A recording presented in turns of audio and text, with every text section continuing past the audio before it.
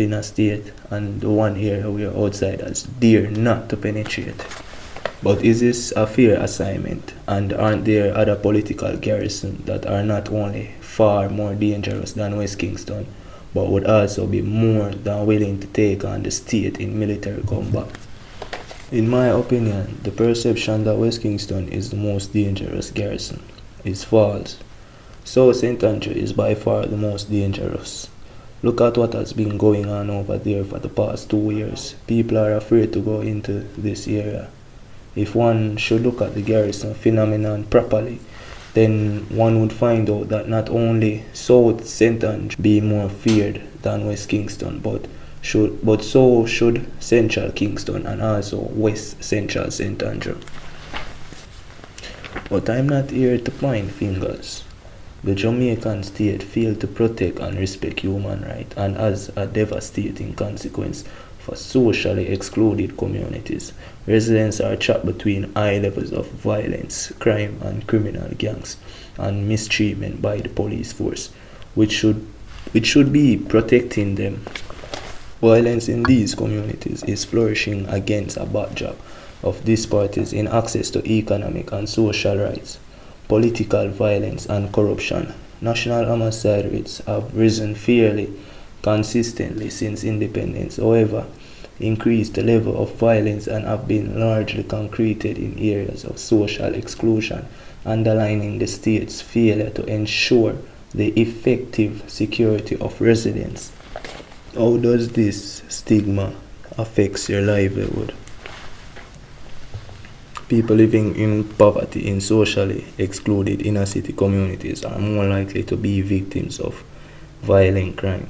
According to a recent UN report, poorer households are more at risk of all violent crime and are at greater risk of murder and wounded. The report also found that those living in communities with lower levels of educational attainment were more likely to be victims of all crime. Most of those who spoke to Amnesty International identified that gang warfare and policing methods as the main source of violence. Gangs generate income from a variety of illegal activities, and gang members are invariably well armed, sometimes so most than the police. While many communities said that gang violence is usually targeted, Amnesty International also heard that many accounts of widespread destruction of property, robbery, violence against women and elderly, and constant intimidation in some communities. Boys are without doubt at the greatest risk of gun violence. Boys as young as 12 are targeted by gang members trying to recruit them. They are asked to carry out a small task which they cannot refuse for fear or reprisal against themselves or their families.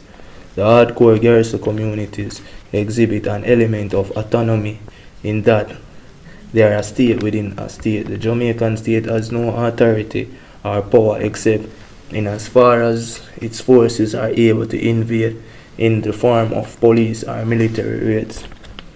In the core garrison, disputes have been settled, matters tried, offenders sentenced and punished, all without reference to the institution of the Jamaican state. Entry and exit to and from garrison communities are controlled by gang leaders who have close relationship with the constituency member of parliament and get preferential access to contracts and jobs and function as key elements of the local level political leaders in both parties in the inner city poor areas.